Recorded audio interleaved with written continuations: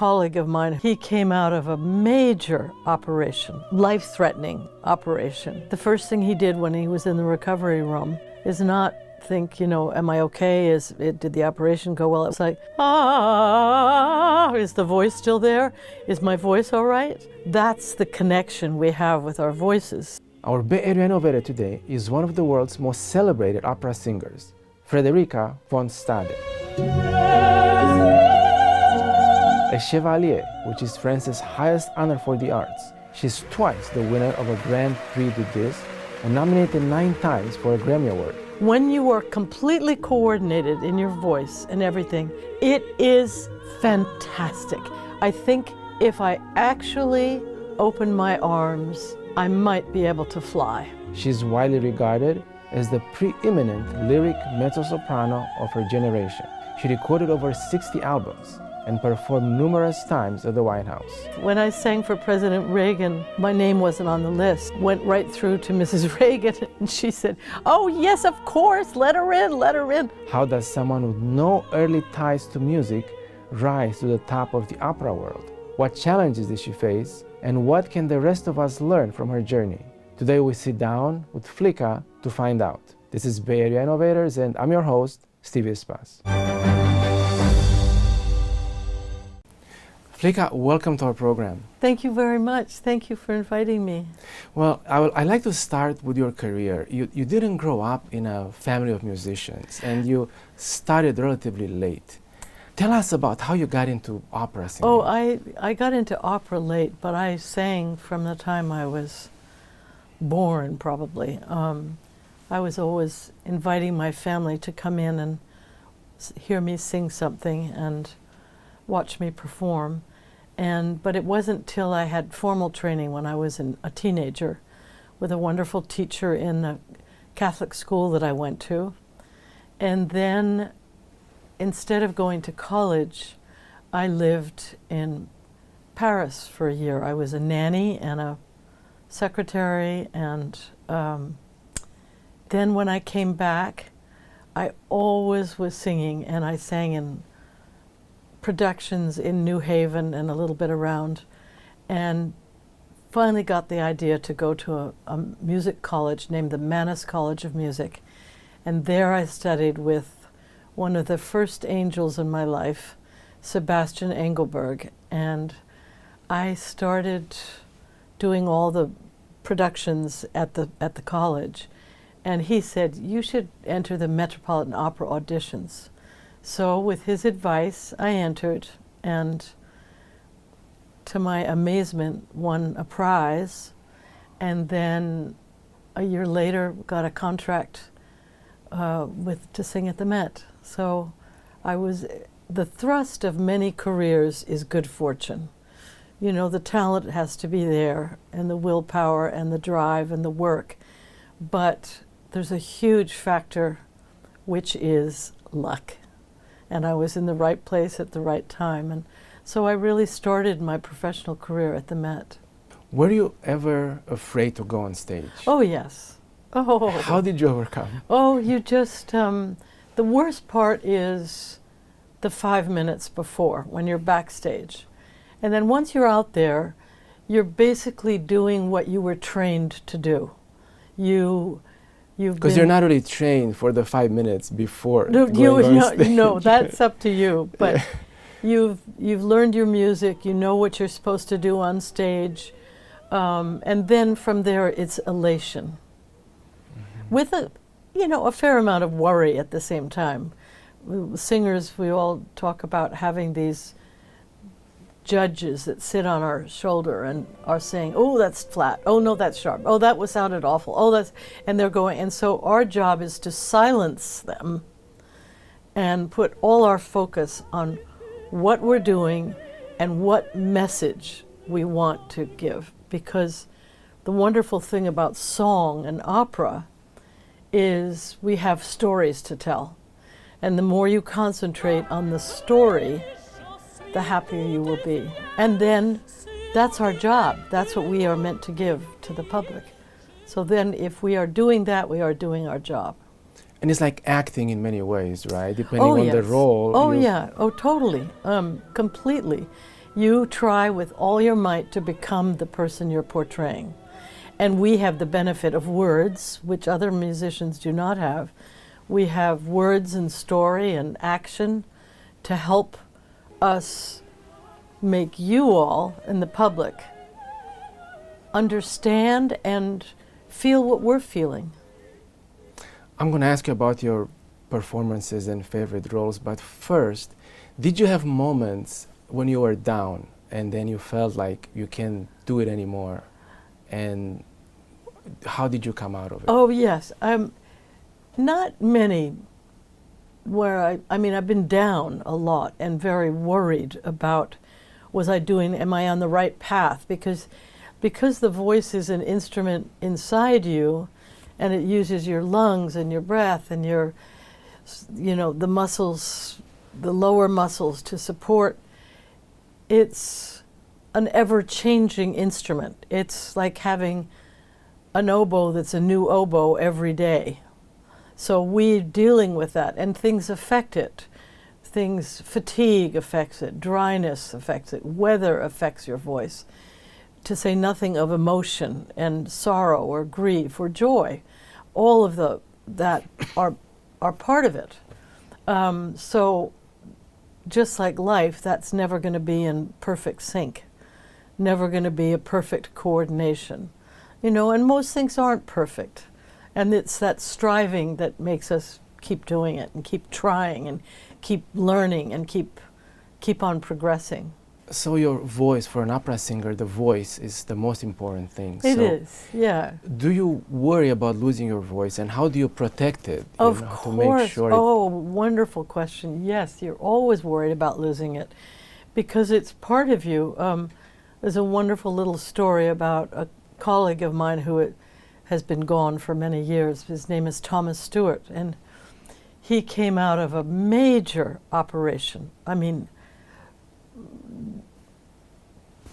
life-threatening operation. And the first thing he did when he was in the recovery room is not think, am I okay? Did the operation go well? It was like, is the voice still there? Is my voice all right? That's the connection we have with our voices. So when they're not functioning properly, which that happens a lot, you get colds or you get a cough or COVID, you are dealing with that. And you to keep your voice happy and healthy, there's a lot you have to do. You don't smoke, drink as little as possible, hydrate all the time, water, warm water, lemon. There are all sorts of remedies that all of us have. Rest is major, because just like the rest of your body, if you're a ballerina, you have to be sure your legs can do what you're asking them to do. And it's the same with the voice. You're asking it to do flips, go fast, go slow, sing high, sing low, get the words across. Take a long, long phrase that uses up a lot of breath along the way, and you have to keep going until the very end of it. Plus the mental ability to remember the words, what this is soft, this is loud, this is mezzo forte, there's a lot going on all the time in the brain. Now let's talk about some of your roles, and what would you say are some of your favorite parts that you've done? My most favorite part is Cherubino, because I started my career with it. I sang it way beyond the age of when I should have sung it, because he's a 14, 15-year-old boy. And just for audience, this is Mozart, Marriage of Figaro. This is the Marriage of Figaro, and the character is Cherubino. And Cherubino is a page in a court. And he's a typical teenager. He's always thinking of love and passion, and sometimes he's happy, sometimes he's sad. He's got all the energy, emotions, and psychic instability of a teenager.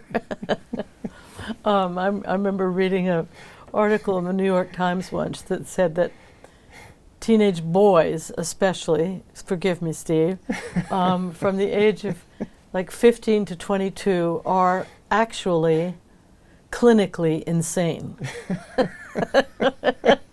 So I've played a number of roles of boys that age, and it's fun to try and deal with that, especially as a woman, you know. Yes. And I think the composers intentionally gave the role to a woman because they loved the ambiguity, but also a 15-year-old boy wouldn't have the training Yes. necessary to sing the music. And if you got an older person, it loses the whole flavor. What I personally admire probably the most about artists is their love and passion for art, and in this case for music. Right. Can you share what that means to you and what music has given back to you? With such joy will I share that with you, because I am on the board of a fabulous organization called Young Musicians Choral Orchestra, and I've been on the board for 20 years. And it is a program that was started at Cal Berkeley, and it was to offer music to children, especially children who would never be, their families would never be able to afford private lessons. And it's now called, we've changed the name in the past years, and it targets children from 8 to 18. And it's based on a magic triangle of musicianship, citizenship, and grades. And my experience of watching what music does for kids now for the last 20 years just is as exciting as anything I've ever known in my own career. I've seen kids, one of the main focuses of the program is to get these kids into college. So that's why we insist on a certain grade average. And every graduate goes to university. Some to Yale, some to Brown, some to Juilliard, all over, all the California schools. And the program and music changes their lives. Because when a child comes to music early, they don't know how hard it is. It's like playing tennis or riding a bike or anything. It takes time. Reading is really hard when you think of it. I have a friend who learned to read in their 20s, and it's difficult. It takes years. But you achieve something, and the process is the same process of learning. It's what you can't do on Monday, you can do on Friday if you practice it 20 minutes a day. And that's a fabulous life lesson. Plus, we really stress citizenship. We ask our kids to be kind, to be dignified, to present. Part of our work is presenting them as fine young people. They stand for something, and it's just been extraordinary. And I think that's how I came to music. My mom had music playing all the time. It was Broadway, it was opera, it was everything. And I just fell in love with it at 7 and sang in choirs at school, and she took me to the opera at different times. And I just was fascinated by it and thrilled by it. And the thought of many children not even having that experience ever, as we diminish music in public schools and wipe out art programs and take away a lifeline for many people. Not everybody is meant to be a mathematician or a scientist or a politician. Yes, yes. You know, so that's how I fell in love with it. It was a Victrola in those days. That's how old I am. I'd put on records the minute I got home from school. And that hearing and that interest just fueled me for my life, and the thought that there are many kids who don't have that at all in their lives. Sounds like a wonderful experience, and I think something our audience can look into it. Oh, I yes. often listen to music, and it's such a healing process. It's totally healing, and it's kids are so distracted now. I'm in the middle of a very interesting book called The Anxious Generation, and it's about what social media is doing to kids. Yes. Affecting teenagers the most right now, but putting a iPad in the hands of a 5-year-old, it's stimulating, but not all in the right ways, you know. So it's very interesting. It's very interesting, and a very big battle for parents to commit themselves to for children now. Yes. And they lose playtime. Yes. And communication. You know, you come, I pick up our kids. I saw them yesterday. We had a performance of our YMCO kids, and the minute they get out on the street, all of them have their iPhones out, you know. It's an uphill battle, that's for sure. Yeah, it is an uphill battle. Now, going back to your performances, La Vie en Rose, La Vie Yes. en Rose, Yes. it's another one of your signature pieces. Can you tell us about it and maybe sing a little bit? You know, I lived in France for many years. I didn't go to college right away. I went and lived in France. And then when my girls were babies, we lived in France for 5 or 6 years. And so I really love France because of that experience of being there. You know, in the 60s, I was in Paris when Kennedy was killed. And I cannot tell you of all the people in my neighborhood where I lived who came up to me on the street and said, "We're so sorry," because they knew I was American. I'm passionate about French. I love the language, I love the people, I love the architecture, I love the countryside, I love the food, I love the decor. It just hit a chord in me. And of course, you got the highest honor from the French government Yes, as a Chevalier. I know, and I'm so honored, and I was able to meet with Giscard d'Estaing, who was president in, I guess, in the 70s. I went to the Élysée Palace, and we had breakfast together, which was so special. And my baby was just 3 months old, my little one, and so you can never depend on taxis in Paris. So I took the metro, the subway, to get to the Élysée Palace, and he must have known, because he said when it was time to leave, he said, "May I send you home in one of our cars?" So I got a deluxe ride back to my house. So you met with the French president? Yes, we had this funny thing of who picks up their orange juice first, because he is president, but I'm a woman, so it was kind of, you know, "Non, s'il vous plaît, Monsieur le Président, prends ton jus d'orange." Yeah, and he was charming. His daughter, why I was there was he loved opera, and his daughter loved to sing and loved opera. That's fantastic. Can you sing for us a little bit of I'll sing La Vie en Rose a little bit, just a Yes. little bit. Quand il me prend dans ses bras, il me parle tout bas, je vois la vie en rose. Il me dit des mots d'amour, des mots de tous les jours, et ça me fait quelque chose. Il est entré dans mon cœur une part de bonheur dont je connais la cause. C'est lui pour moi, moi pour lui dans la vie. Il me l'a dit, m'a juré pour la vie.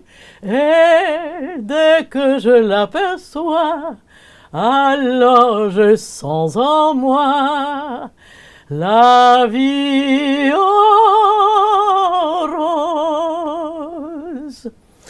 Thank you so much for that. You're I welcome. felt like I was in Paris for a few seconds thank there. you. Well, it's a wonderful, I grew up a lot with Edith Piaf as well, who I adored, and I love, many of the French singers that I also had. One of the reasons I love France and love French is because in high school, we had in the school that I went to this amazing teacher. Part of our homework every night was to read at least 25 pages of either Lamartine or Voltaire or Saint-Exupéry, and we were not allowed to use a dictionary. We had to, with the knowledge we had of the language, we had to sort of use our minds to imagine what it meant. And we'd had 2 years of French by the time we did this. And she never spoke English, and she was French.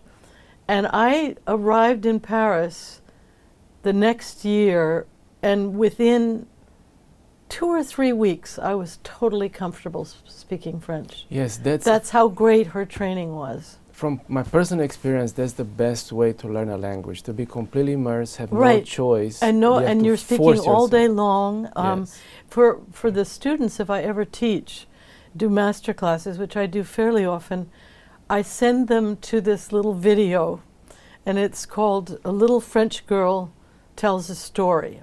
And she's maybe 4 or 5, and she has bangs and straight black hair, and she's telling a story to her mother, who's encouraging her. And she says, oui, et maman, après, il y avait l'éléphant, et l'éléphant voulait manger des singes. The elephant wanted to eat the monkeys.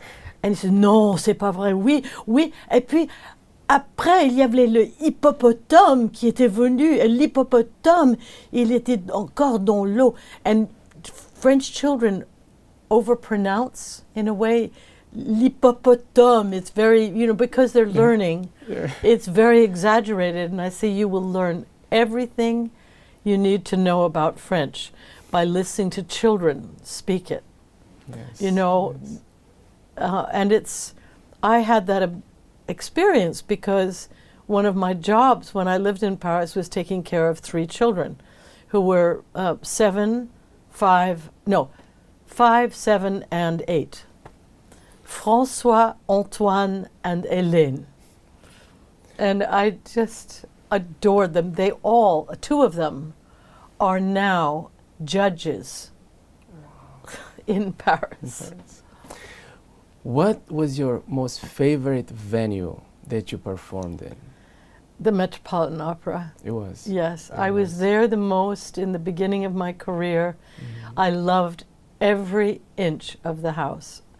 I loved it, even though it was a very big, big house. I just adored it. And it was as much, the architecture is great and everything, but it was the people. And for every singer that is on stage, every single one, there are 10 people behind them getting them there. There's the voice teacher, there's the coach, there's the pianist, there's the conductor, there's the the director, there is the costume lady, there is the wig lady, there is the makeup man, there are all the stage hands. What is it like to perform in La Scala in Milan? Wonderful, just wonderful. Compared to us, the European audience versus the American audience? Well, in some regards, the European audience is a bit more informed. They've grown up with opera for far longer than we have. Well, they have a longer history. A longer history, and it's part of everybody's life to go to the opera and to go to symphony.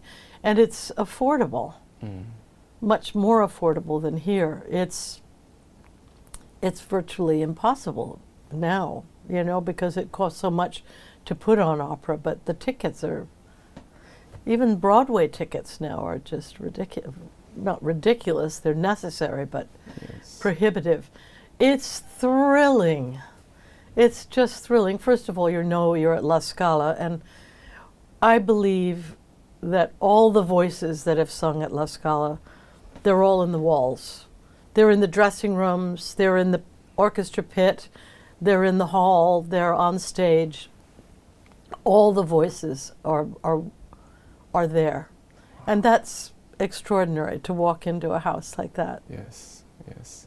Next, I want to ask you about if you sense a spiritual connection when you sing, or I have friends who told me that composers who would say like they almost feel like there's a divine connection when they compose the music that's having them, helping them composing. I think there is. I mean, I'm a great friend of Jake Heggie, who is one of our most important young composers with successes all around the world. And Jake has told me that every once in a while he feels this, spirit. I certainly feel it. I would like to feel it even more, because singing is spiritual. It's, it began in church. The oldest singing is from church. It's a Gregorian chant, and that is very much what it was. It was to praise, to pray, to beg, to apologize, to atone. It was all these things. So I think it is, its whole process is spiritual. I've felt it most of the time singing Mahler, Gustav Mahler, because his music just really speaks to me. So it resonates in my head and heart and soul. And so many times when I've sung Mahler, there'll be a phrase and I'll think, I think I'm in heaven. I really think I'm in heaven. I think if I actually open my arms, I might be able to fly. I didn't try it, but your friendship or relationship with Luciano Pavarotti, you met him. Yes. Please tell us about your experience. Well, I don't have many experiences, but all of them are so happy. I played his son in an opera called Idomeneo, and I played the part of Idamante. And in Idomeneo is asked to sacrifice his son. So I actually lay on a bench waiting to have my head chopped off by Luciano. And he stopped mercifully before he completes the act. But I wish most people in the audience who go to operas could know what it's like to rehearse and then be on stage with your colleagues. It is a rapport and a joy that is almost unimaginable. I think teams like football teams, basketball teams, soccer teams have a sense of it.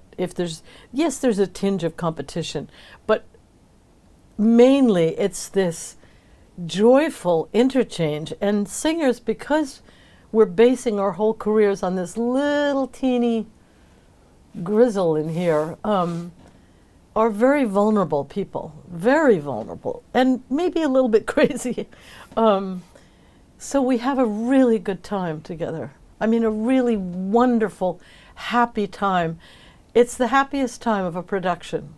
And then it gets a little sad when you actually we perform it, and then we have 2 days off before the next performance. What am I going to do without my friends?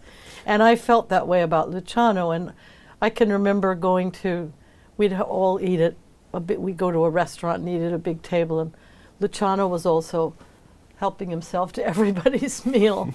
And then the last time I saw him, he was performing in Los Angeles, and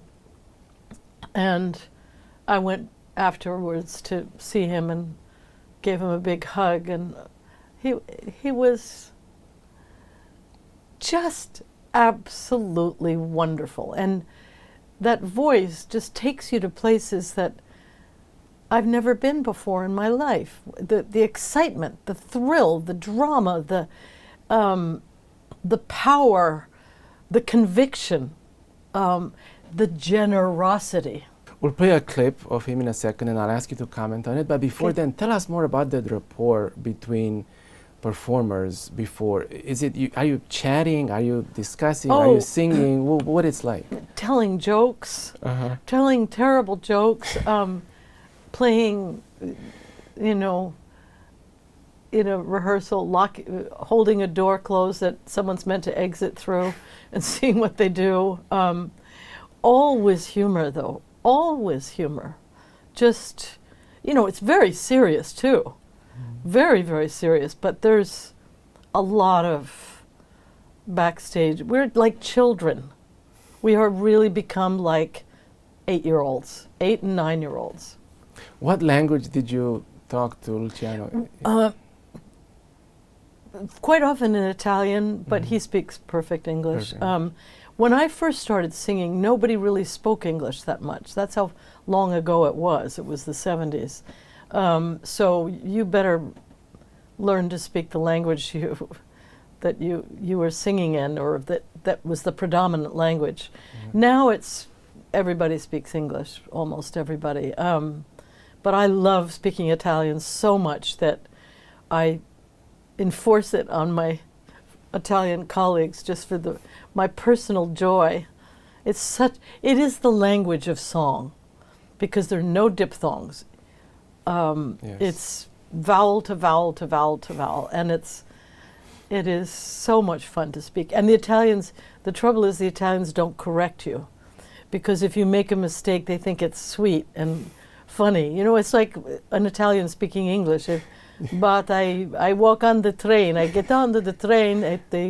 I take off. You know, it's so adorable. We don't want to change it. I remember listening to a record of Miss Tebaldi, who I also worked with. I was lucky enough to work with Renata Tebaldi, and she sang an American song, "If I Loved You," and it was, "If I loved you, time and again I would try to say," you know, it was, who wants to change that? You know, it's too wonderful for words. The French will correct you. They will say no. Absolutely. Yes, yeah, you know. So just to give a bit of background, this is Luciano playing Nessun Dorma at the '94 World Cup games. Okay. It's with the 3 tenors, but here is by himself. Okay. And this is towards the end, the high note. And after we play, I want to ask you to see if you can tell us what he's feeling at that moment. I'll try. Yeah.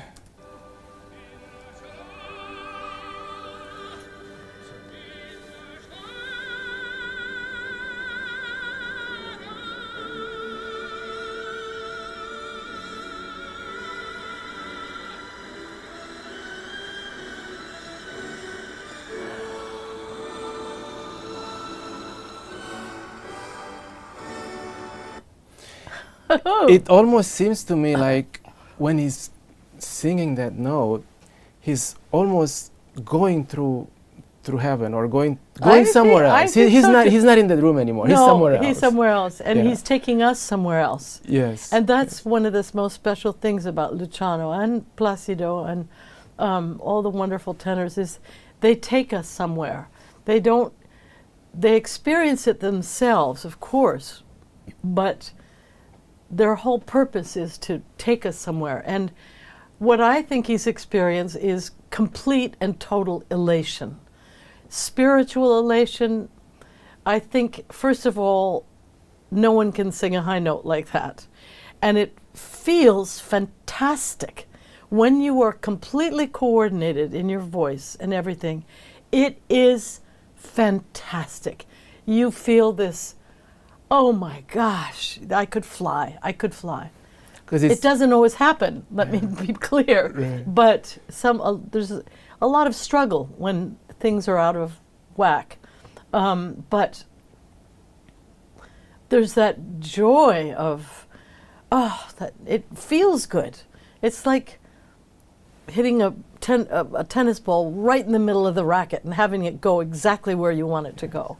Well, it's striving for perfection, right? It is. It's probably as close as you can get to it. I would say Luciano achieved it, but he probably would say he didn't. But the beautiful thing about it is that, you know, in computers or in science or these kind of things, you have a 1 or a 0, so you'll either get it or you don't get it, Right. you know, and the next time is going to be the same. But with him, probably every time he performs, Right. it's going to be a little bit different. Right, It's going of to be course. original and Of different. course, yeah, of And course. they both will be almost perfect. Yeah, exactly, yeah. You can sing a little bit Habanera? I'll sing just like Just 2 a- notes of okay. it. Yeah. Because we had like Italian, French, and Okay. I can move this. L'amour est un oiseau rebelle que nul ne peut apprivoiser. Ici bien on voit qu'on l'appelle, si lui convient de refuser. Rien n'y fait, menace ou prière, l'un parle bien, l'autre se tait. Ici l'autre que je préfère, elle est bien loin, tu me plais. L'amour, l'amour, l'amour, l'amour. Thank you. In case our audience didn't know what it was, there was Habanera And from it's Carmen. From Carmen, and it's all about love.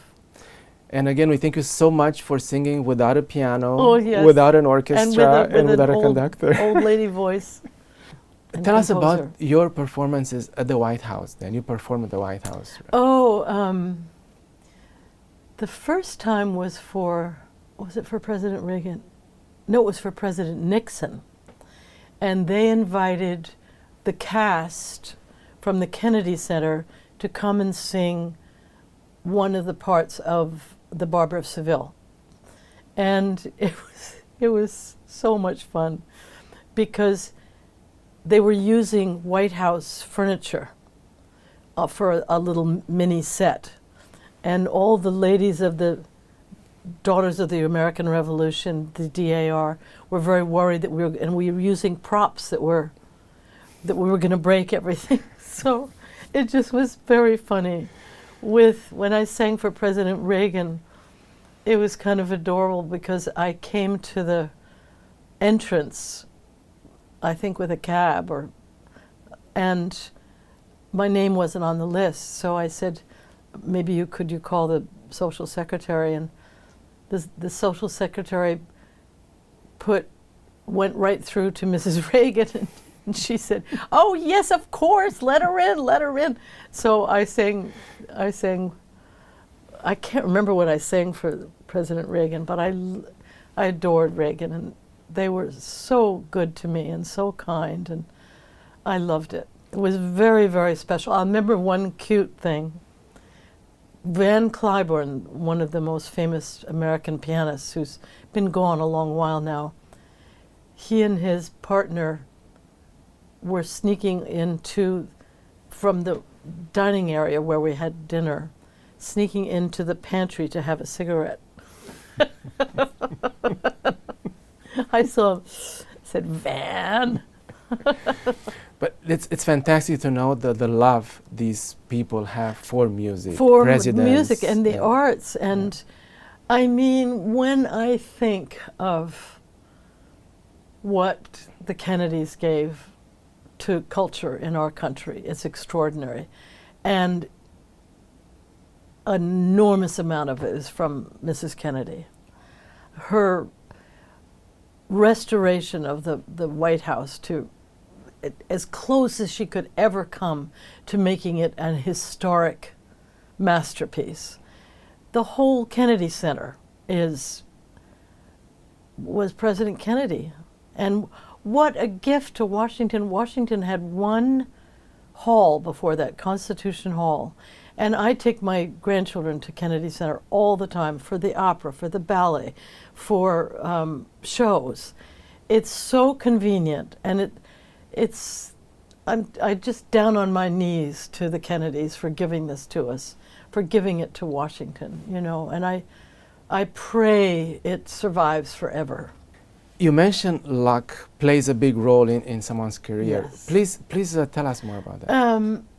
It's that same thing that affects every profession, being in the right place at the right time. And very often it's totally accidental. I've had so many guardian angels in my career, I could fill a book. people who have advised me to go a certain way, who have guided me through it, who have taught me, who have put up with me, all of those things. And then, I mean, for my example with the Met, I got a prize in the Met auditions. Then which meant I came back in 3 months to compete for the absolute finals. In that 3 months, there was a walkout at the Met. Many people, I think it was, I don't know if it was the chorus, but people left. And so the Met was closed. It wasn't going to open. And many of the artists who had been there for a number of years were worried about their futures, so they took jobs elsewhere. So there were these openings. And there was an opening for, was a comprimario singer of small parts. So there was an opening just when I was coming on scene. That's luck. Some would argue that you also make your luck, because if you look at a pattern of the successful people, Yeah. they like you said, you work hard, you try, you don't give up. Right. You fall down, you get right back up. Well, there is that, absolutely. But my main point is that many great voices and great talents are not discovered because maybe they were born in, I don't know, Portland, Maine, instead of outside of New York City. So they didn't know what was available to them. Many singers don't have huge careers because maybe they sang one wrong role. They sang a role that was too big for them. There's so much that goes into it, which is happy happenstance. But the thrust of it is the care that one has received. I had one of the great managers of all time, Matthew Epstein, at the beginning of my career, who managed Marilyn Horne and a lot of great names in singing. And he knew just what I should do. I didn't know. He led me to roles that led to other roles. And that was lucky that I got together with him instead of another agent at the time. So it is luck. And I mainly think of it in terms of the many, many talents that haven't had the good fortune that I've had. And that's why you're working now for this wonderful organization Yeah, that gives people this chance. Just the chance to. Yeah. And even if you know, a lot of our graduates from Young Musicians Choral Orchestra don't become musicians. A lot do, but a lot become scientists or engineers. It's just music is such a step for them to, it gives you positive feedback. It gives you determination. It teaches determination. It teaches you patience. It teaches you cooperation. What is an orchestra? But the absolute key to cooperation. Nothing can be done in an orchestra without everyone committing to the same end. I have to tell you, Steve, that one of my dearest, most beloved friends in the opera world was a gal named Zheng Shao. And Zheng, in my heart, had probably the most beautiful mezzo-soprano voice I have ever heard. And I've heard some great mezzo-soprano voices.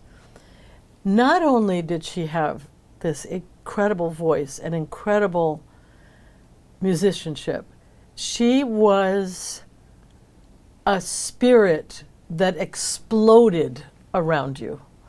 Her goodwill, her kindness, her humor, I've never known anyone like this. Anyone that knew her absolutely adored her.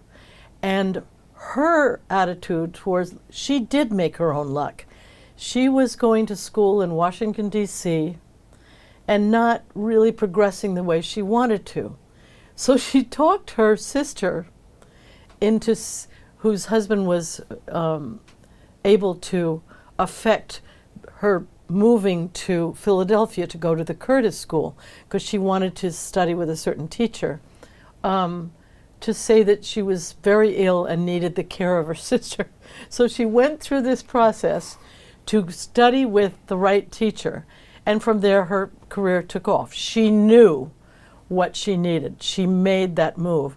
But I agree that being good to other people brings goodness to you. And I had a grandfather whose name was Frederica von Stade, who was one of the kindest, most generous men I've ever met in my life.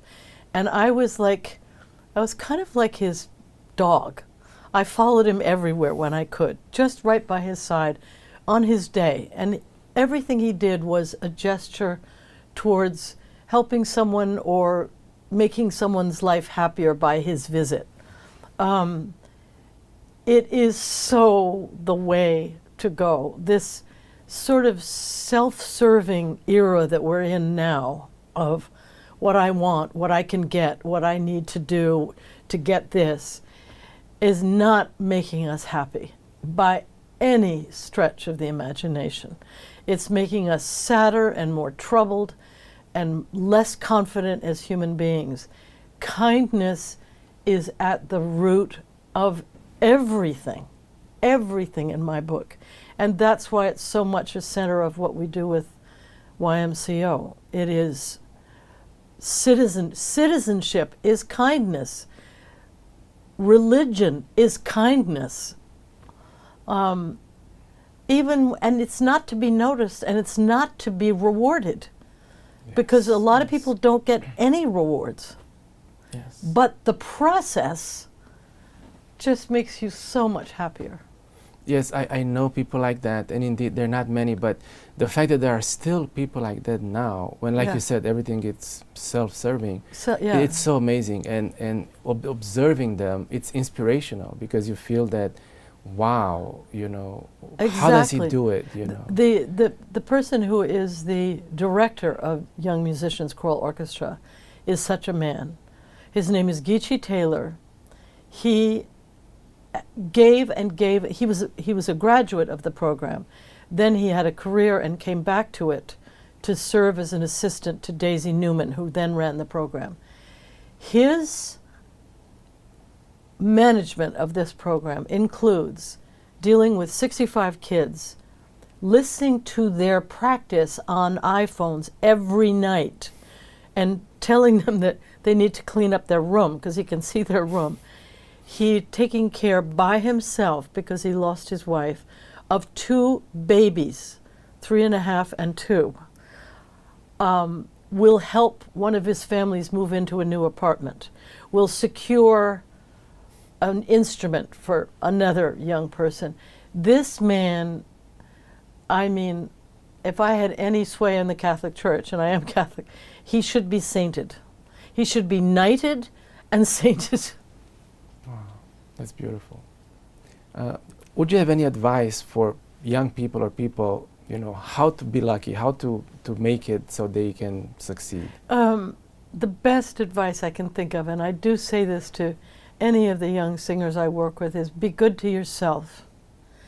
Do not, artists in general are very critical of themselves and very hard on themselves. And I give them ways to manage that, which is to write down the things you want to achieve, like 3 things, 4 things, 5 things, and repeat it 10 times a day, when you wake up and when you go to sleep, being the most important. I want to really get past the problem I'm having with my high C.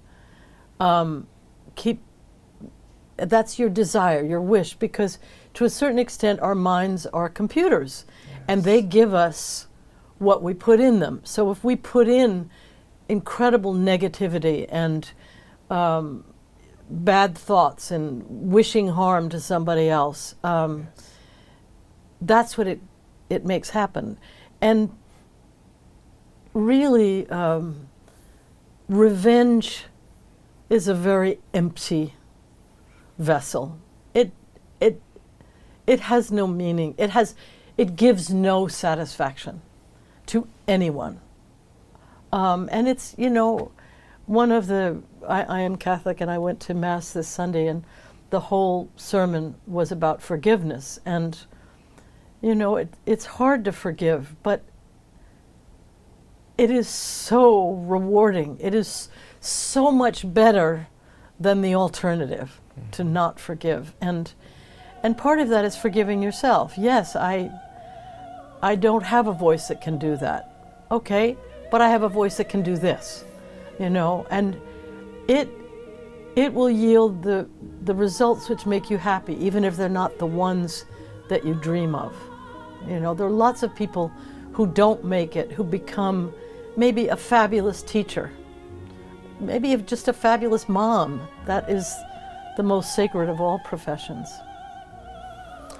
Flicka, we thank you so much for your time. Oh, thank you for being Steve. here. Thank you for having me on your beautiful set. Yes, and your inspiration, I think it's great for everyone. Oh, well, you know, it's certainly, I've been lucky that it's worked for me. Thank I you. applaud all your efforts too, in the you. name of truth. Yes. Yeah, thank you. Thank you. Thank you for watching another episode of Bay Area Innovators. If you enjoyed this episode and you know someone who should be on our show, please send us an email at sfbay@epochtimes.com. We would love to hear from you. Thank you and see you next week.